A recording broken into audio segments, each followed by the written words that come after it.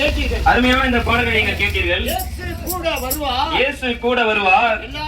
எல்லாவித அற்புதங்களையும் செய்வார். இயேசு அற்புதங்கள் செய்கிறவர். இயேசு அதிசயங்களை செய்கிறவர். வியாதியில் இருக்கிறவனை சுகம் கொடுக்கிறவர் கர்த்தர். பலவீனமானவர்களை கர்த்தர் உயிர்ப்பிப்பார்.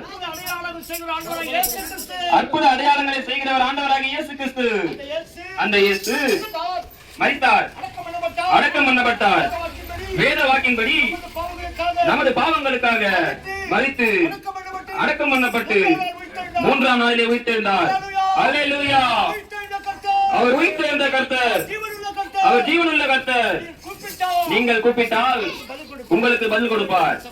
ஏசப்பா, நான் பலவீனமா இருக்கிறேன், சுகவீனமா இருக்கிறேன், கடன் பிரச்சனை தொல்லையா இருக்குதப்பா, போராட்டம் இருக்குதுப்பா, சமாதானம் இல்ல, சச்சரவு, வேதனை, பலவிதமான சோதனைகள், நான் என்ன செய்வதுப்பா? இயேசு சொல்றார், உங்களை பார்த்து சொல்றார், மகனே மகளே, உன்னுடைய இருதயத்தை எனக்குத்தா, உன்னுடைய இருதயத்தை எனக்குத்தா.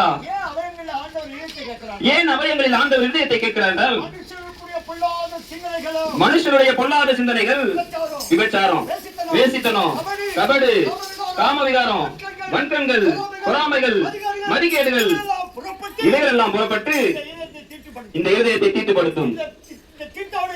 இந்த தீட்டான இருதயத்திலே சாத்தான் குடிகொண்டு சகலவித சோதனைகளோடும் சகலவித பிரச்சனைகளோடும் வேதனையும் துன்பமும் துக்கமும், நாளுக்கு நாள் பிரச்சனையோ பிரச்சனை, இந்த இதயத்திலே காணப்படுகிற பொல்லாத சிந்தனைகளை அப்புறப்படுத்தும் போது இயேசு உன் இருதயத்திலே குடிகொள்ளுவார்.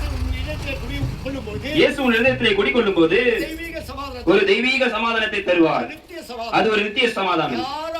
யாராக இருந்தாலும் சரி, நாங்கள் பேசுவது மதம் மாற்றம் அல்ல. நீங்கள் இருக்கிறவராகவே இருங்கள். உங்கள் மனம் மாறட்டும். இயேசு சொன்னார், மனம் திரும்புங்கள், மனம் திரும்புங்கள், மனம் திரும்புங்கள், பரலோக ராஜ்யம் சமீபமாக இருக்கிறது. அந்த சந்தோஷத்தை, அந்த சமாதானத்தை உங்களுக்கு வேண்டுமா?